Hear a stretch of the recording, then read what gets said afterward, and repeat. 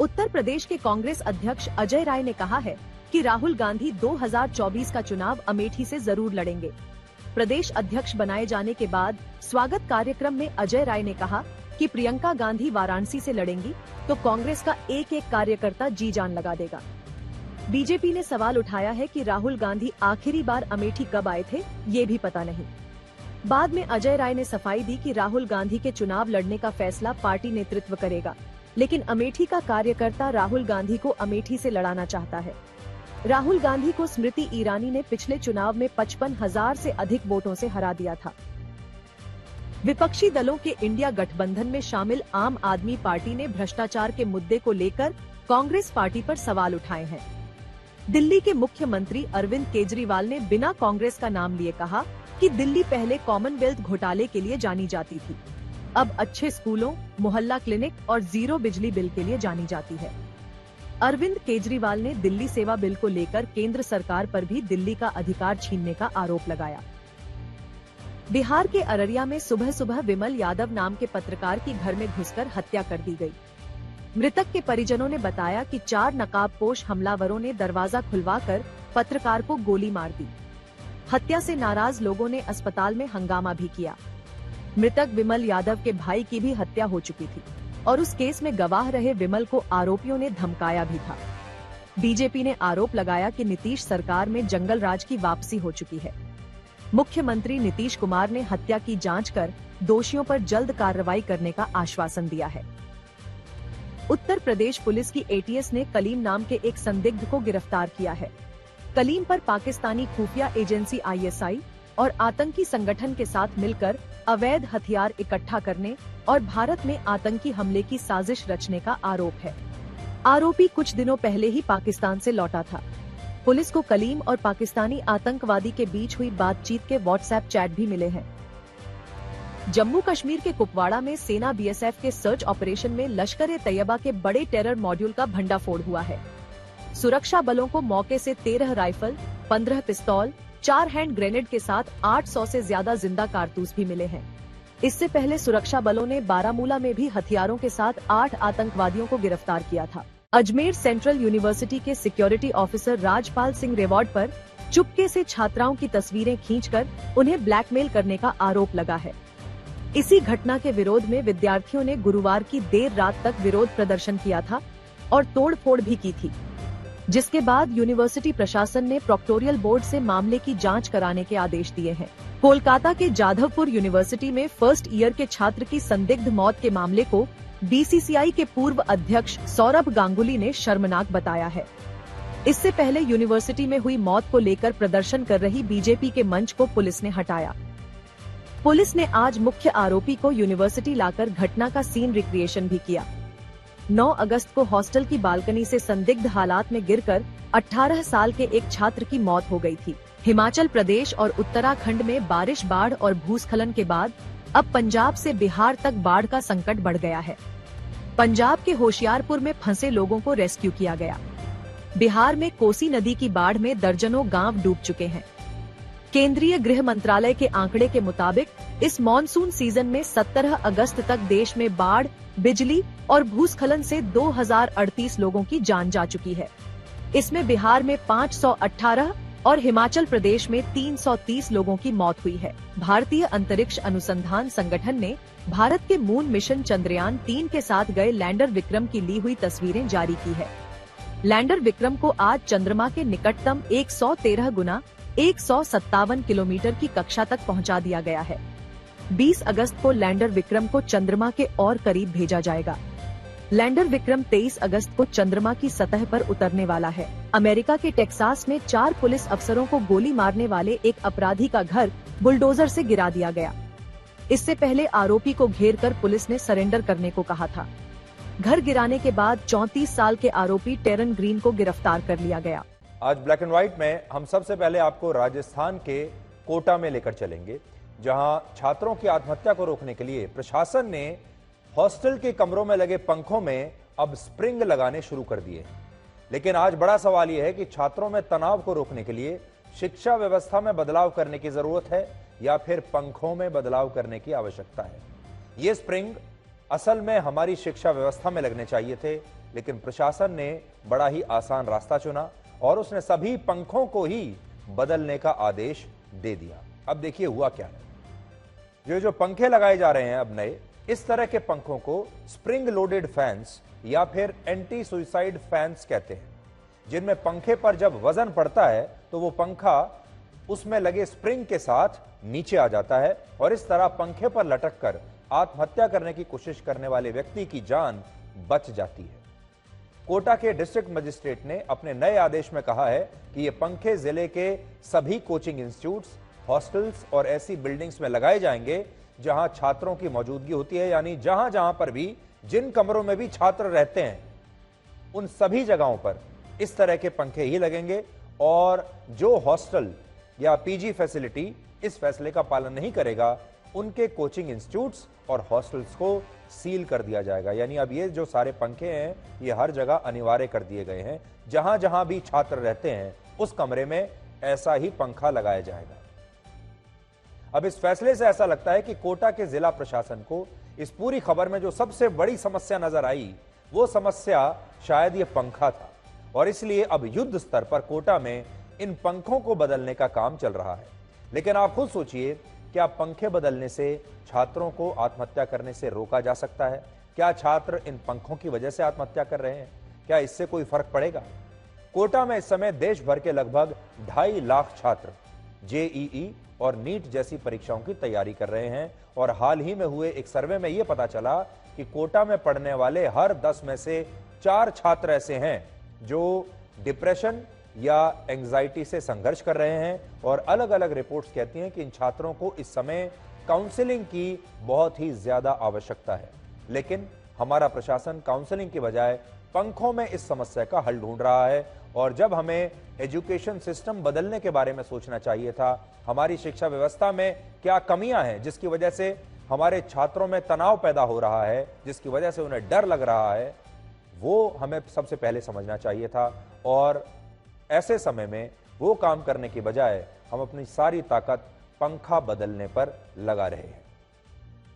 कोटा में अकेले इस साल अब तक 22 छात्र आत्महत्या कर चुके हैं और इन आत्महत्याओं के पीछे प्रमुख रूप से 2 कारण हैं। पहला कारण है नीट जैसी परीक्षाओं में पास होने का दबाव और दूसरा कारण है कोटा शहर का माहौल, जो छात्रों को यह विश्वास दिला देता है कि अगर वो इन परीक्षाओं में पास नहीं हुए तो फिर उनका भविष्य बर्बाद हो जाएगा और उनका जीवन खत्म हो जाएगा। उनके सामने जीवन में और कोई चांस, कोई मौका उन्हें दोबारा मिलने वाला नहीं है।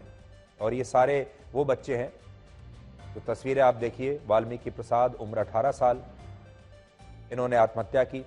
राजस्थान के शिक्षा विभाग की अलग अलग रिपोर्ट्स बताती हैं कि कोटा में अगर छात्रों की आत्महत्याओं को रोकना है तो इसके लिए कोचिंग इंस्टीट्यूट्स में होने वाली पढ़ाई में बदलाव करना जरूरी है और हर हफ्ते छात्रों को कम से कम 1 दिन छुट्टी देना बहुत ही जरूरी है, जिस दिन वो आराम कर सके। लेकिन फिलहाल कोटा जिले का प्रशासन और सरकार इन कोचिंग इंस्टीट्यूट्स में सिर्फ पंखे बदलने का फैसला ही ले पाया है, जिससे आप ये समझ सकते हैं कि हमारे देश में किसी भी समस्या को लेकर उसके समाधान पर कितनी गंभीरता से विचार होता है। और यहां बात सिर्फ कोटा शहर की नहीं है, पूरी दुनिया में सबसे ज्यादा हमारे देश भारत में आत्महत्याएं होती हैं। औसतन हर दिन 36 छात्र हमारे देश में आत्महत्या करते हैं। और आपको याद होगा, हाल ही में हमने आपको तमिलनाडु के एक पिता और पुत्र की दर्दनाक कहानी दिखाई थी, जहां नीट की परीक्षा में लगातार 2 बार फेल होने के बाद एक 19 साल के छात्र ने आत्महत्या कर ली थी और फिर उसके बाद उसके पिता ने भी ये कहते हुए खुदकुशी कर ली कि वो अपने बेटे में हमेशा एक डॉक्टर को देखते रहे लेकिन अपने बेटे को नहीं देख पाए। तो ये बड़ी दर्दनाक कहानी थी, ये मैंने आपको सुनाई भी थी। एक छात्र था, उसने नीट की परीक्षा में फेल होने के बाद आत्महत्या की। पिता ने अपने बेटे का अंतिम संस्कार किया, उसके बाद घर आकर उन्होंने भी आत्महत्या कर ली। देश भर में इस तरह की घटनाएं इसलिए हो रही हैं क्योंकि हमारे एजुकेशन सिस्टम ने, हमारे समाज ने और हमारे देश के बहुत सारे माता पिता ने, पेरेंट्स ने नीट और जेईई जैसी परीक्षाओं को युवाओं के लिए उनकी जिंदगी का सवाल बना दिया है, जबकि हकीकत में ये सिर्फ परीक्षाएं हैं। किसी छात्र के जीवन का एक हिस्सा तो हो सकती हैं, लेकिन उसके जीवन से बढ़कर ये परीक्षाएं कभी नहीं हो सकती। आज से कुछ वर्ष पहले यूरोप में फ्रांस जैसे देशों के युवाओं में आत्महत्या की घटनाएं इसी तरह से बढ़ रही थी और वहां एक विशेष प्रोग्राम लागू किया गया जिसके तहत युवाओं को फ्री काउंसलिंग की सुविधा दी गई और उनके हिसाब से एजुकेशन की यानी शिक्षा नीति में बदलाव किए गए। और हमारे देश में भी यही होना चाहिए और हमें अपने एजुकेशन सिस्टम में एक स्प्रिंग लगाना होगा जो छात्रों के लिए बहुत ही फ्लेक्सिबल हो। लेकिन हम असल में पंखों में स्प्रिंग लगा रहे हैं। तो इसलिए आज हम ये कहना चाहते हैं अपने देश की सरकार से, केंद्र सरकार से, राज्य सरकार से, शिक्षा नीति बनाने वाले उन तमाम एक्सपर्ट से, अपनी शिक्षा नीति में, अपनी शिक्षा व्यवस्था में स्प्रिंग लगाइए ताकि वो छात्रों के लिए फ्लेक्सिबल रहे, ताकि वो छात्रों के गले में फंदे की तरह चुभना बंद कर दे। और फिर देखिए कि छात्र कितने खुशी से पढ़ाई करते हैं और आत्महत्याएं बंद हो जाएंगी।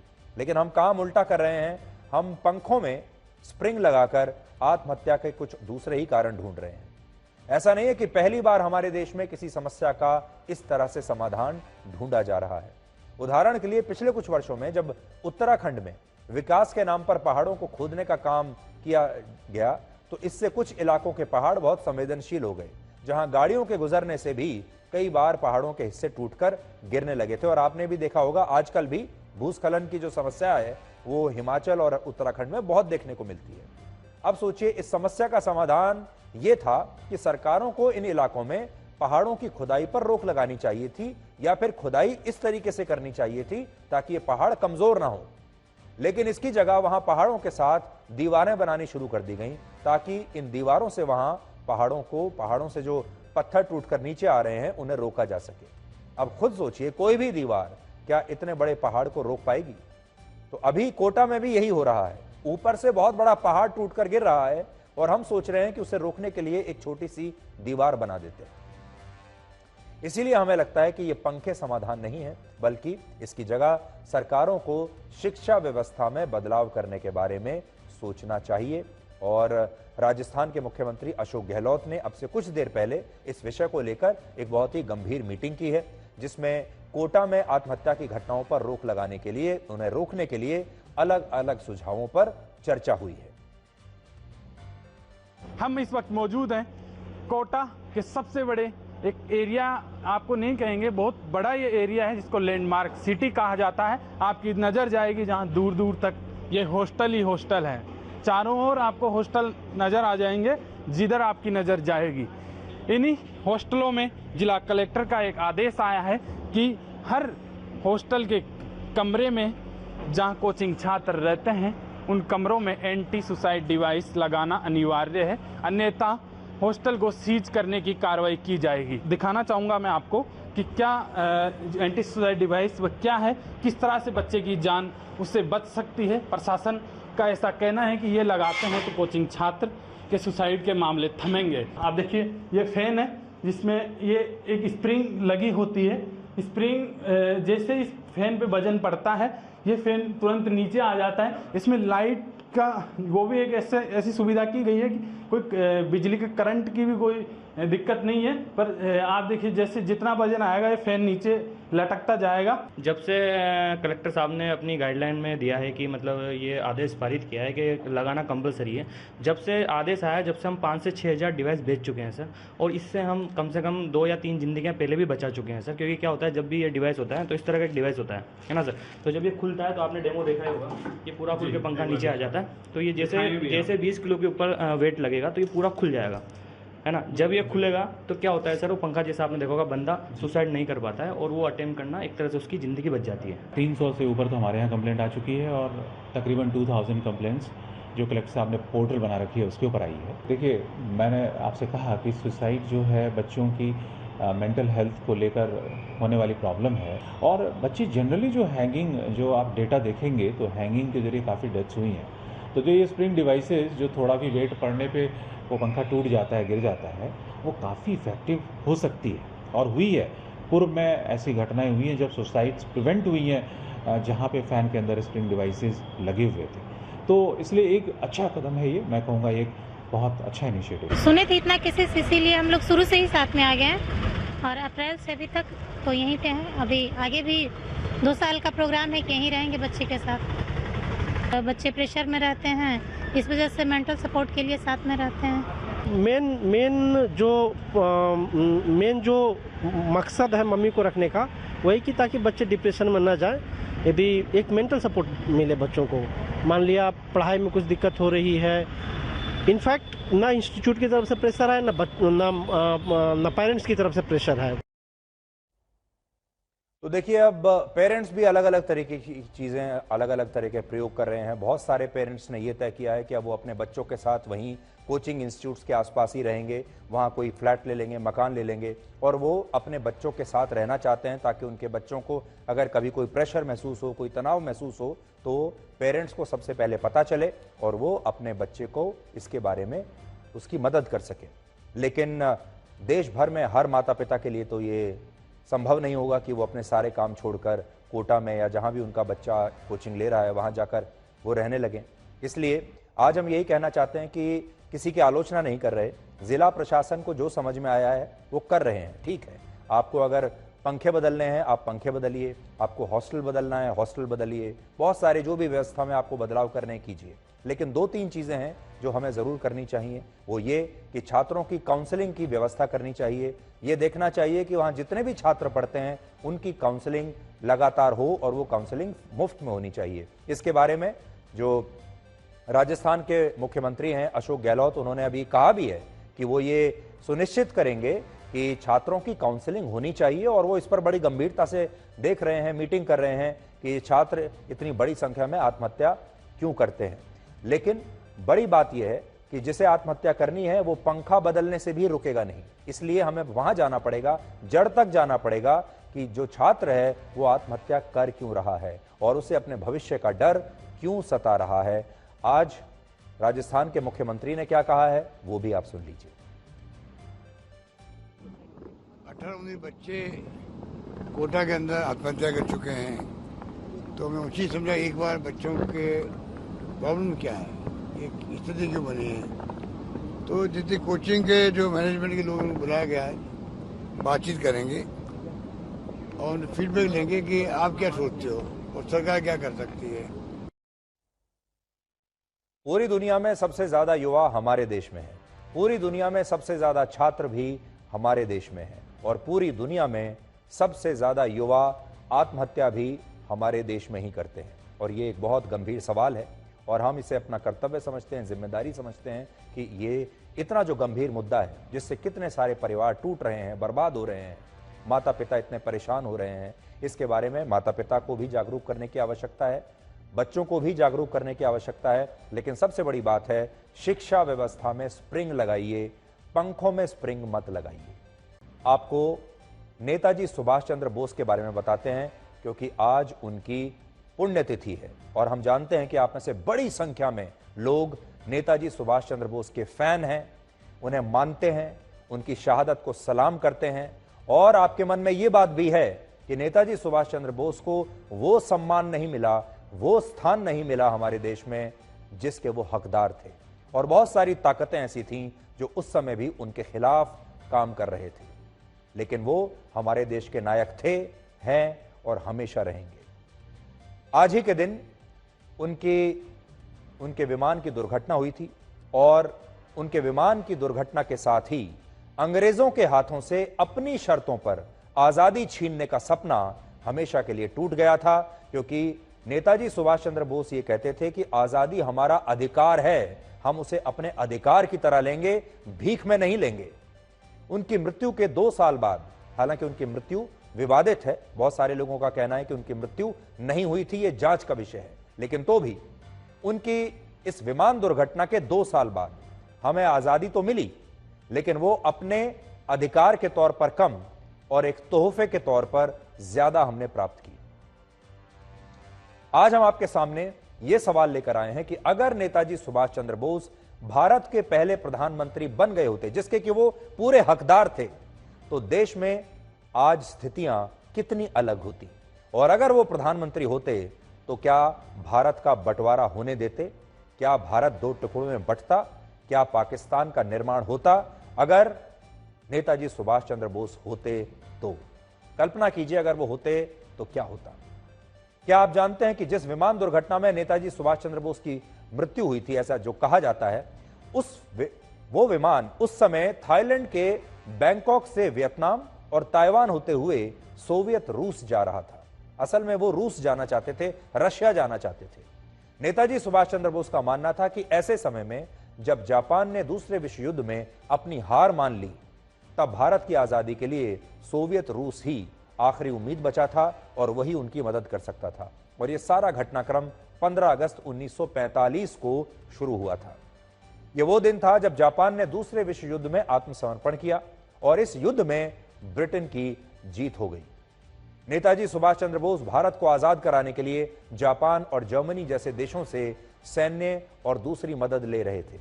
वो किसी से भी मदद लेने को तैयार थे, बशर्ते कि भारत आजाद हो जाए। इसलिए वो जापान के आत्मसमर्पण से सबसे ज्यादा चिंतित थे, क्योंकि इसके साथ ही उनकी उम्मीदें भी टूटती जा रही थी। लेकिन दूसरी तरफ भारत में महात्मा गांधी और कांग्रेस पार्टी का एक धड़ा इस युद्ध में अंग्रेजों के साथ था। तो आप सोचिए, ये दो तस्वीरें आप देख लीजिए। नेताजी सुभाष चंद्र बोस उस समय अंग्रेजों के साथ थे और एक धड़ा भारत में ऐसा था जो अंग्रेजों के साथ था। 15 अगस्त 1945 को जब दिल्ली में अंग्रेज अपनी जीत का जश्न मना रहे थे और कांग्रेस पार्टी के नेता उन्हें बधाइयां दे रहे थे, तब नेताजी सुभाष चंद्र बोस ने थाईलैंड से सोवियत रूस जाने का फैसला किया और इसी दौरान 18 अगस्त को सोवियत रूस जाते हुए ताइवान में उनका विमान दुर्घटनाग्रस्त हो गया और कहा जाता है कि इसी दुर्घटना में उनकी मृत्यु हो गई थी।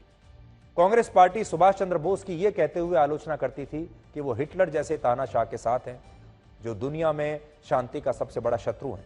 लेकिन नेताजी का कहना था कि वो उन सभी देशों और ताकतों के साथ हैं जो भारत को अंग्रेजों से आजादी दिला सकते हैं।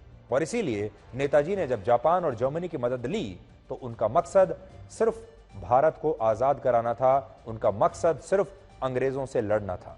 और इसीलिए आज हमने अभी आपको देखिए ब्लैक एंड व्हाइट में दिखाया। ब्लैक एंड व्हाइट में आज आप ये समझिए कि उस दौरान कौन अंग्रेजों के साथ था और कौन अंग्रेजों के खिलाफ था।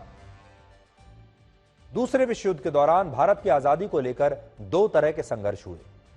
एक संघर्ष कांग्रेस पार्टी की तरफ से किया जा रहा था, जिसे भारत छोड़ो आंदोलन का नाम तब दिया गया था। और इस आंदोलन के दो बड़े चेहरे थे, पहले महात्मा गांधी और दूसरे पंडित जवाहरलाल नेहरू। इतिहास की किताबों में हमें यही पढ़ाया जाता है कि इसी आंदोलन ने भारत को 15 अगस्त 1947 को आजादी दिलाने की नींव रखी थी। इस आंदोलन के बाद अंग्रेजों पर बहुत बड़ा दबाव पड़ गया था, लेकिन भारत छोड़ो आंदोलन के दौरान भारत की आजादी के लिए एक और बहुत बड़ा संघर्ष चल रहा था, जिसके बारे में देश के लोगों को कभी भी ईमानदारी से बताया नहीं गया।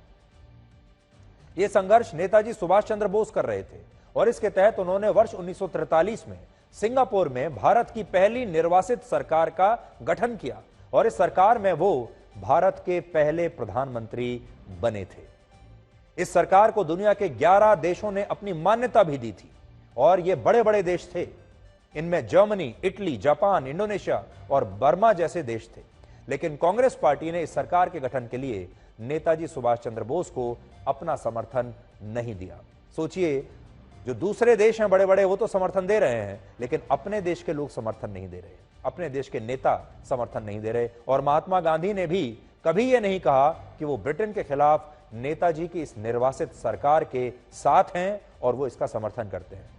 भारत छोड़ो आंदोलन के दौरान जब महात्मा गांधी और पंडित नेहरू समेत बाकी नेताओं को भारत के अलग अलग किलों में तमाम सुविधाओं के साथ गिरफ्तार करके रखा गया था, तब नेताजी सुभाष चंद्र बोस अंग्रेजों की आंखों में आंखें डालकर उन्हें सीधी चुनौती दे रहे थे। वो इस आजादी को छीनना चाहते थे अंग्रेजों से। वो मानते थे कि यह उनका अधिकार है, हम इसे भीख में नहीं लेंगे। नेताजी ने अंग्रेजों के खिलाफ भारत की पहली आजाद हिंद फौज बनाई, भारत का पहला राष्ट्रीय बैंक बनाया, भारत की अपनी करेंसी जारी की और भारत का अपना एक अलग खुफिया विभाग भी उन्होंने बनाया। सोचिए कितने दूरदर्शी थे।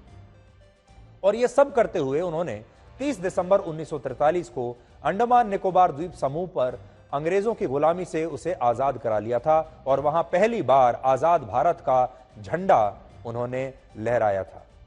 कितनी बड़ी उपलब्धि थी। यानी भारत में आजाद, एक भारत के किसी हिस्से में भारत का झंडा लहराने वाले और उस हिस्से को आजाद कराने वाले वो पहले नेता थे। यानी उस समय अंग्रेजों के लिए भारत छोड़ो आंदोलन से भी बड़ी चुनौती नेताजी सुभाष चंद्र बोस थे। और जो बात आज कुछ लोगों को अच्छी नहीं लगेगी वो ये है कि 15 अगस्त 1947 को भारत को जो आजादी मिली, वो आजादी वो नहीं थी जो नेताजी सुभाष चंद्र बोस छीनना चाहते थे। वो आजादी नहीं बल्कि एक सुविधा अनुसार किया गया ट्रांसफर ऑफ पावर था, जिसमें भारत अंग्रेजों से आजाद तो हुआ, लेकिन भारत में गवर्नर जनरल से लेकर तीनों सेनाओं में सबसे बड़े पद, तीनों सेनाओं के प्रमुख अंग्रेजों के पास ही रहे। आजाद भारत के पहले गवर्नर जनरल लुई माउंटबेटन थे, जो आखिरी ब्रिटिश वाइसरॉय भी थे, और वो इस पद पर 1948 तक रहे। यानी माउंटबेटन जो वाइसरॉय थे, उन्हीं को हमने आजाद भारत में पहला गवर्नर जनरल भी बना दिया। वो पाकिस्तान का गवर्नर जनरल भी बनना चाहते थे, लेकिन पाकिस्तान ने ये गलती नहीं की, उन्होंने इनकार कर दिया, लेकिन भारत मान गया। इसी तरह आजादी के बाद 1947 से 1949 तक आजाद भारत की सेना के कमांडर इन चीफ भी अंग्रेज ही थे। 1947 से 1958 तक यानी आजादी के 11 वर्षों तक भारतीय नौसेना के प्रमुख का पद भी अंग्रेजों के पास था। वर्ष 1950 में जब रॉयल इंडियन नेवी से रॉयल शब्द हटा दिया गया, तब भी इंडियन नेवी के, भारतीय नौसेना के प्रमुख एक अंग्रेज ही रहे। और इसी तरह वर्ष 1947 से 1954 तक जो है हमारी 1954 तक हमारी जो एयरफोर्स थी, भारतीय वायुसेना जो थी, उसके चीफ भी अंग्रेज ही रहे। अब आप खुद सोचिए, जब आजादी के इतने वर्षों तक भारत की तीनों सेनाओं के प्रमुख अंग्रेज रहे, महत्वपूर्ण पदों पर अंग्रेज रहे, और आजाद भारत का सबसे बड़ा गवर्नर जनरल का पद भी अंग्रेजों के पास ही था, तो फिर यह कहना कहां तक प्रासंगिक होगा कि 15 अगस्त 1947 को हमने अंग्रेजों से आजादी छीन कर ली थी, संघर्ष करके ली थी। यह तो एक एग्रीमेंट जैसा दिख रहा है। हकीकत तो यह है कि आजादी के समय ब्रिटिश हुकूमत और कांग्रेस पार्टी के बीच कई ऐसे समझौते हुए थे जो लिखित नहीं थे, लेकिन समझने के लिए थे, और इन समझौतों में भारत की उस आजादी का उल्लेख था जो स्मूथ ट्रांसफर ऑफ पावर से निकली थी। उदाहरण के लिए इनमें से एक समझौता यह था कि भारत में ब्रिटेन की खुफिया एजेंसी MI5 इसके बाद भी काम करती रहेगी, और भारत का अपना खुफिया विभाग भी उसे कई मामलों में मदद भी करेगा और रिपोर्ट भी करेगा।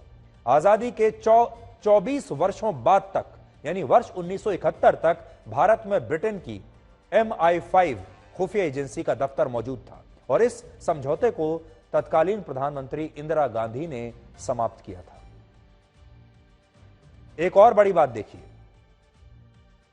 आजादी के समय, अब आप सोचिए 1000 वर्षों के बाद भारत आजाद हो रहा है। लगभग 200 वर्षों में अंग्रेजों की गुलामी करने के बाद भारत आजाद हो रहा है।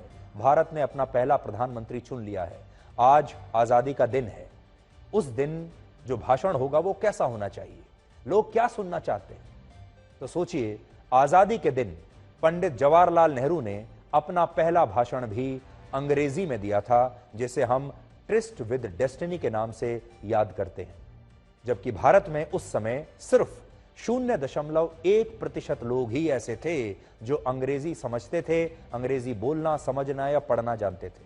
0.1% लोग थे भारत में जो अंग्रेजी बोलना जानते थे, समझते थे अंग्रेजी को, और बाकी देश के 99.9% लोगों को अंग्रेजी का ज्ञान नहीं था।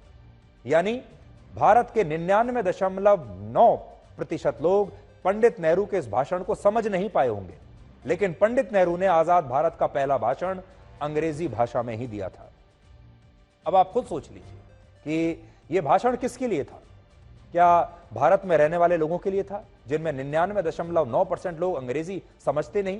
क्या उनके लिए भाषण दिया गया था, या यह भाषण अंग्रेजों के लिए दिया गया था, या यह भाषण पश्चिमी दुनिया के लिए दिया गया था, पश्चिम की मीडिया के लिए दिया गया था, अंग्रेजों के लिए दिया गया था, अंग्रेजी सरकार के लिए दिया गया था? किसके लिए था यह भाषण? यानी आज जब आप भारत की आजादी से जुड़े इस इतिहास की विवेचना करने बैठेंगे तो आपको पता चलेगा कि अंग्रेजों पर भारत को आजाद करने के लिए असली दबाव नेताजी सुभाष चंद्र बोस ने डाला था, असली दबाव शहीद भगत सिंह जैसे लोगों ने डाला था, असली दबाव चंद्रशेखर आजाद जैसे क्रांतिकारियों ने डाला था, लेकिन हमने उनकी शहादत को वेस्ट कर दिया, बर्बाद कर दिया, उसका कोई फायदा नहीं लिया। उन्होंने अपनी शहादत दी, कुर्बानी दे दी, अपनी जान दे दी, लेकिन हम उसका ठीक से भारत की आजादी में उन्होंने जो अपनी कुर्बानी दी थी, उस कुर्बानी को हमें और ज्यादा सम्मान देना चाहिए था। क्रांतिकारी भगत सिंह 23 मार्च 1931 को शहीद हुए थे। यह याद रखिए आप तिथि, 1931 में। हमें आजादी मिली 1947 में। चंद्रशेखर आजाद ने भी वर्ष 1931 में ही आजाद भारत के लिए अपने प्राणों की आहुति दी थी। और क्रांतिकारियों की इन शहादत ने उस समय भारत के बच्चे बच्चे को अंग्रेजों के खिलाफ लामबंद कर दिया था। पूरा देश गुस्से में उबल रहा था। लोगों में सबसे ज्यादा गुस्सा तब महात्मा गांधी के खिलाफ था, क्योंकि महात्मा गांधी ने भगत सिंह की फांसी से सिर्फ 18 दिन पहले 5 मार्च को तत्कालीन ब्रिटिश वाइसरॉय लॉर्ड इरविन के साथ एक समझौता कर लिया था। लेकिन इस समझौते में महात्मा गांधी ने अंग्रेजों से भगत सिंह की फांसी टालने के लिए कोई शर्त नहीं रखी, जबकि वो स्थिति में थे कि वो ये शर्त रख सकते थे। वो स्थिति में थे कि वो भगत सिंह की माफ करवा सकते थे, भगत सिंह की फांसी को माफ करवा सकते थे, लेकिन भगत सिंह को बचाया नहीं जा सका। और देश के लोग तब बहुत गुस्से में थे, क्रोध में थे, और इस क्रोध की आग में जल रहे थे, अंग्रेजों के खिलाफ हो चुके थे। और इस बात से तब महात्मा गांधी के प्रति लोगों में इतना रोष पैदा हुआ कि 26 मार्च 1931 को जब महात्मा गांधी कांग्रेस पार्टी के कराची अधिवेशन में शामिल होने के लिए ट्रेन से जा रहे थे, तो उन्हें शहीद भगत सिंह के पिता को अपने साथ खड़े रखना पड़ा, अपने साथ रखना पड़ा, ताकि लोग उनका विरोध न करें। लोगों को यह लगे कि भगत सिंह का परिवार महात्मा गांधी के साथ है, जबकि लोग बहुत नाराज थे। भारत के राष्ट्रीय सुरक्षा सलाहकार अजीत डोवल ने कुछ वर्ष पहले कहा था कि अगर बंटवारे के समय नेताजी सुभाष चंद्र बोस होते तो भारत के 2 टुकड़े नहीं होते और पाकिस्तान भी नहीं बनता। I'll fight the British. I will not beg for freedom. It is my right. I have to get it. India would not have been partitioned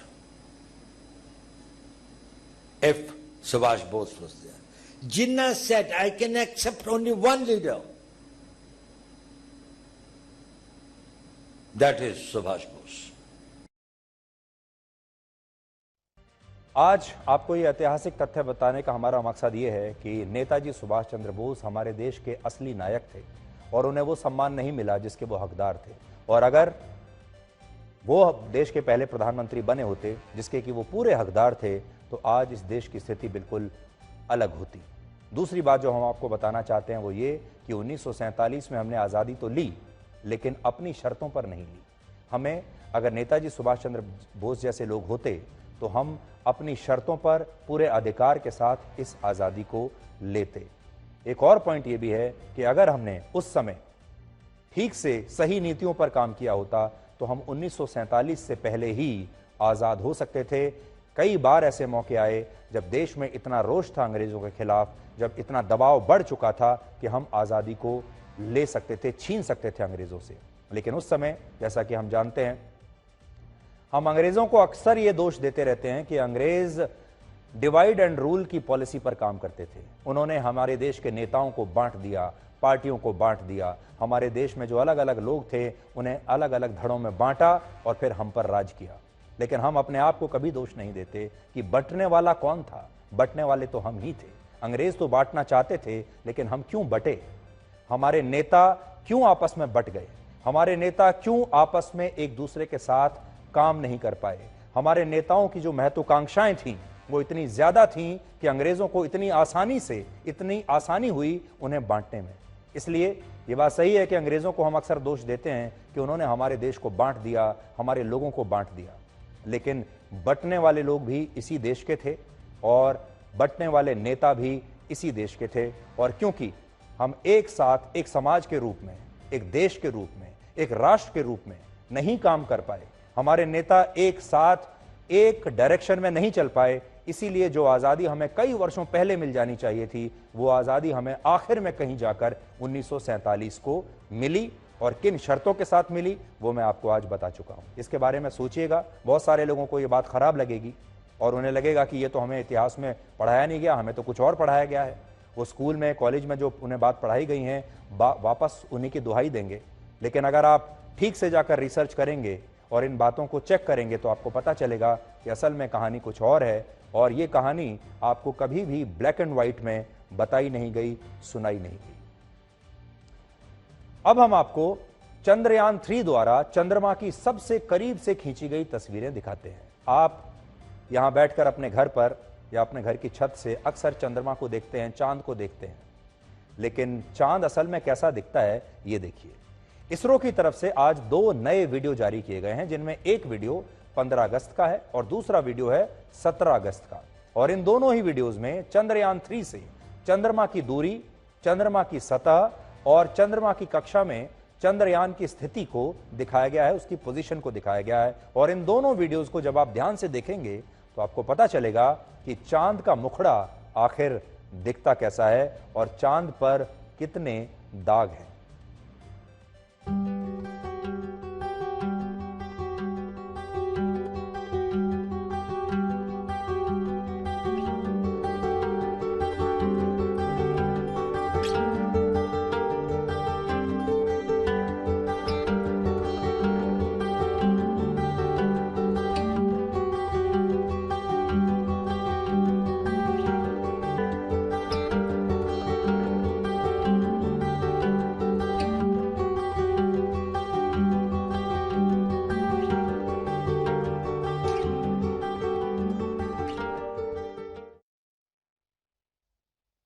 ISRO के मुताबिक अभी चंद्रयान 3 की चंद्रमा से सबसे कम दूरी 113 किलोमीटर है और सबसे ज्यादा दूरी है 157 किलोमीटर, वो जिस रेडियस पर इस समय घूम रहा है।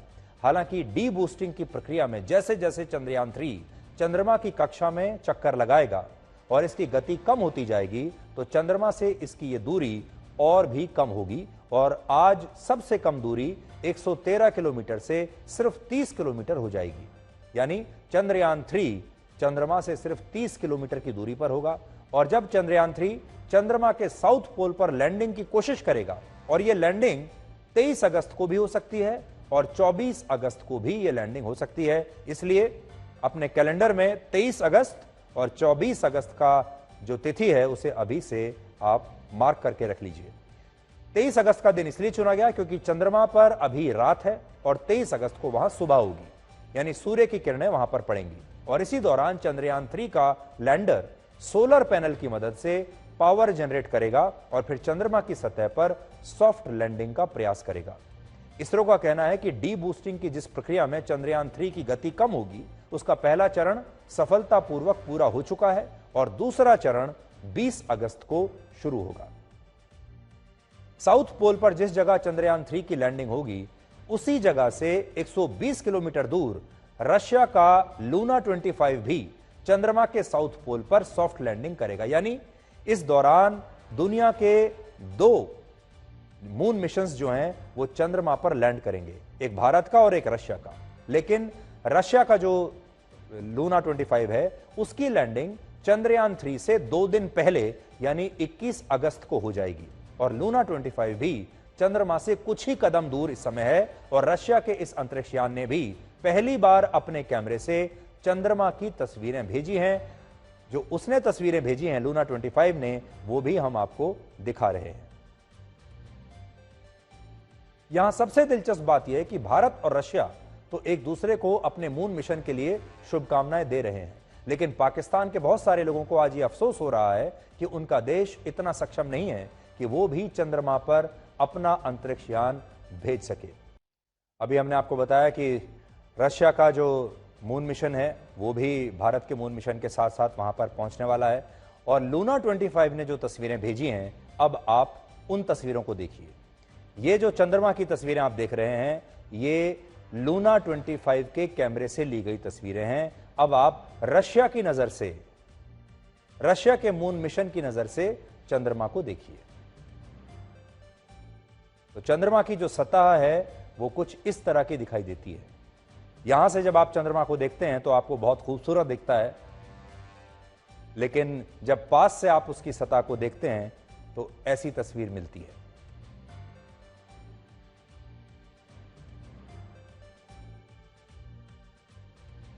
अब एक ऐसी खबर जो बहुत चिंता में डालने वाली खबर है, और यह खबर भारत के हर नागरिक को देखनी चाहिए। भारत में अचानक होने वाले हार्ट अटैक से मौतों की घटनाओं ने अब वाकई में डराना शुरू कर दिया है, और पिछले 2 दिनों में 2 पायलट्स की हार्ट अटैक से मौत हो चुकी है और बड़े अजीब स्थिति में हुई है। इनमें पहली घटना नागपुर की है। नागपुर में 17 अगस्त को एक विमान का पायलट नागपुर एयरपोर्ट से पुणे के लिए उड़ान भरने की तैयारी कर रहा था और वो बोर्डिंग गेट तक पहुंच चुका था।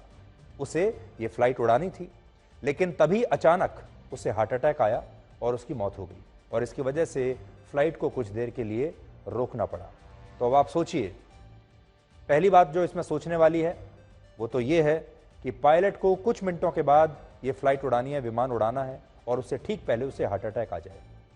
अब ये सोचिए कि यही हार्ट अटैक अगर और आधे घंटे के बाद या 15 मिनट के बाद आया होता, तब ये पायलट अपने कॉकपिट में होता और वहां ये हार्ट अटैक आता। ये कितनी डरा देने वाली स्थिति है। इससे यह पता चलता है कि एक तो ये पता चलता है कि जिंदगी जो है वो कभी भी आपको धोखा दे सकती है, और दूसरी बड़ी बात जो है इससे समझ में आती है वो ये कि पायलट की मौत हो गई, फ्लाइट थोड़ी देर के लिए रुकी रही, और उसके 14 मिनट के बाद इस फ्लाइट ने एक दूसरे पायलट के साथ टेक ऑफ कर लिया। यानी उसी वक्त 14 मिनट के बाद एक दूसरा पायलट आया और वो इस फ्लाइट को टेक ऑफ करके उड़ाकर ले गया। इस पूरी घटना से एक बहुत बड़ी सीख मिलती है। सीख ये है कि दुनिया कभी भी किसी के लिए रुकती नहीं। इंसान ये सोचकर जीवन जीता रहता है कि वो सदा के लिए यहां रहेगा, और अगर वो किसी दिन नहीं रहा या वो नहीं पहुंचा अपने काम पर तो पूरा काम रुक जाएगा। आपको भी कई बार ये लगता होगा कि अगर आप नहीं रहेंगे तो एक बहुत बड़ा काम रुक जाएगा। जहां भी जिस दफ्तर में आप काम करते हैं या आपके आसपास के जो लोग हैं उनकी जिंदगी रुक जाएगी। ये हमें अक्सर गलतफहमी रहती है और हम जीवन भर अपने जिंदगी में ऐसे ही तनाव लेते रहते हैं और रुकने का नाम नहीं लेते। लेकिन जब हम रुक जाते हैं तो आप देखिए, हकीकत में जीवन किसी के लिए रुकता नहीं, दुनिया किसी के लिए रुकती नहीं। ये पायलट हार्ट अटैक से उनकी मौत हुई और 14 मिनट के बाद दूसरे पायलट के साथ ये फ्लाइट टेक ऑफ कर गई। ये जिंदगी का एक बहुत बड़ा इशारा है आपके लिए। जीवन क्षण भंगुर होता है, यानी क्षण में समाप्त होने वाला होता है, लेकिन इंसान इसे ऐसे जीता है कि ये कभी खत्म ही नहीं होगा। 40 वर्ष का ये पायलट भी जब अपने घर से निकला तो इसे सीने में थोड़ी बेचैनी हो रही थी, लेकिन उसकी फ्लाइट का समय हो रहा था, इसलिए वो बेचैनी होने के बावजूद, तबीयत खराब होने के बावजूद अपने घर से निकल गया और एयरपोर्ट पहुंच गया, क्योंकि उसका कर्तव्य उसे बुला रहा था, उसका काम उसे बुला रहा था, और वो जानता था कि वो नहीं पहुंचा तो फ्लाइट टेक ऑफ नहीं कर पाएगी। लेकिन जब उसकी मृत्यु हुई तो इसी एयरपोर्ट पर उसी की एयरलाइन ने 14 मिनट के बाद ही दूसरे पायलट के साथ इस फ्लाइट को रवाना कर दिया। जिंदगी किसी के लिए नहीं रुकती। इस घटना में दूसरी चिंताजनक बात यह है कि यह पायलट काफी फिट और एक्टिव था, और हार्ट अटैक आने से एक दिन पहले ही इस पायलट ने 4 घंटे की एक नॉन स्टॉप फ्लाइट उड़ाई थी, जिसके बाद उसे 27 घंटे का आराम दिया गया और एक बार फिर वो नागपुर से पुणे के लिए उड़ान भरने की तैयारी में था, लेकिन उससे पहले ही उसकी मृत्यु हो गई। ऐसी ही एक घटना 16 अगस्त को भी हुई, जिसमें एक इंटरनेशनल एयरलाइन के एक पायलट को दिल्ली से दोहा जा रही फ्लाइट में हार्ट अटैक आ गया और उसकी फ्लाइट में ही मौत हो गई। इस पायलट की उम्र 51 वर्ष थी और वो भी पूरी तरह फिट था। हालांकि जिस समय इस पायलट की मौत हुई उस समय वो इस फ्लाइट में एक अतिरिक्त क्रू मेंबर के रूप में मौजूद था, यानी वो इस फ्लाइट को उड़ा नहीं रहा था, एक पैसेंजर की तरह बैठा था। भारत में पिछले 2 वर्षों में ऐसी बहुत घटनाएं हुई हैं जिनमें अचानक से लोगों को हार्ट अटैक आता है। कोई नाच रहा है, कोई दफ्तर में बैठा हुआ है, कोई गाड़ी चला रहा है, कोई अपनी फ्लाइट उड़ाने के लिए एक पायलट जैसे अभी आपने देखा, कोई जिम में है, कोई खाना खा रहा है, अचानक से हार्ट अटैक आता है और कुछ ही सेकंड में मौत हो जाती है। भारत में हर साल करीब 28,000 लोगों की मौत हार्ट अटैक की वजह से होती है और पिछले 10 वर्षों में हार्ट अटैक की वजह से मौत के मामलों में करीब 54% की वृद्धि हुई है। 2021 में हार्ट अटैक से मरने वालों में सबसे ज्यादा 39% लोग 45 से 60 वर्ष के थे और दूसरे नंबर पर करीब 30% लोग 30 साल से 45 वर्ष की उम्र के थे। कुछ लोग इसके पीछे बदलती जीवन शैली और बढ़ते तनाव को एक बड़ी वजह मानते हैं और कई घटनाओं में कोविड के साइड इफेक्ट्स और दूसरे कारण भी बताए जाते हैं। लेकिन इन हार्ट अटैक्स के पीछे नींद भी एक बड़ा कारण हो सकती है। एक नई स्टडी आई है, the European journal of nutrition की एक नई स्टडी के मुताबिक अगर आपकी नींद रेगुलर नहीं है, अनियमित है, तो आपको हार्ट अटैक का खतरा काफी बढ़ जाता है। और जो लोग रोज एक ही समय पर सोते हैं उन्हें हार्ट अटैक का खतरा कम होता है। यानी अगर आपका सोने का समय और उठने का समय निर्धारित है, आप हर रोज एक ही समय पर सोते हैं, यानी बहुत अनुशासित जीवन व्यतीत करते हैं, एक ही समय पर उठते हैं, तो आपको हार्ट अटैक आने का खतरा कम है।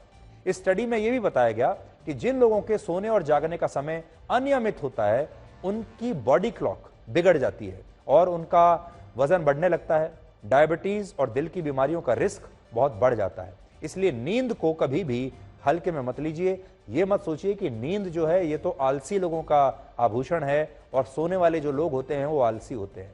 अपनी नींद के साथ कभी भी समझौता मत कीजिए। नींद के अलावा आपके लिए पैदल चलना बहुत आवश्यक है। अगर आप हर दिन 4000 स्टेप्स पैदल चलते हैं तो आपको हृदय रोग समेत दूसरी गंभीर बीमारियों से मौत का खतरा बहुत कम हो जाएगा, यानी आपकी कम से कम मृत्यु तो नहीं होगी। हर रोज 4000 कदम चलना आपको गंभीर बीमारियों से बचा सकता है। और अगर आप प्रतिदिन सिर्फ 2337 कदम भी चलते हैं, 2337 कदम, तो भी दिल की बीमारियों का खतरा आपके लिए बहुत कम हो जाता है। यह रिसर्च पोलैंड की मेडिकल यूनिवर्सिटी ने की है, जहां शोधकर्ताओं ने 17 पुरानी स्टडीज का विश्लेषण किया, जिनमें 2,26,889 लोगों की 7 वर्षों की वीकली एक्टिविटीज का आकलन किया गया। और इसमें पता चला कि प्रतिदिन सिर्फ 4000 कदम पैदल चलने से कई गंभीर बीमारियों का खतरा टल जाता है और हर 1000 कदम के साथ मौत के खतरे में 15% की कमी होती है। लेकिन आप जितना अधिक चलेंगे उससे आपको उतना ही अधिक फायदा होगा। इसलिए अगर आप चलते नहीं हैं तो आज से ही चलना शुरू कीजिए। बहाना मत खोजिए, बहाने लगाने की आवश्यकता नहीं है। जब मौका मिले आप चलना शुरू कर दीजिए। तो आज के लिए ब्लैक एंड व्हाइट में इतना ही, और अब आपसे हमारी अगली मुलाकात होगी सोमवार रात 9 बजे। तब तक आप खुश रहिए, सुरक्षित रहिए, स्वस्थ रहिए। और आज हिंदी फिल्मों के मशहूर गीतकार और शायर गुलजार का जन्मदिन है, और उन्होंने एक बार कहा था कि खुशियां तकदीर में होनी चाहिए, क्योंकि तस्वीर में तो हर कोई मुस्कुराता है। नमस्कार।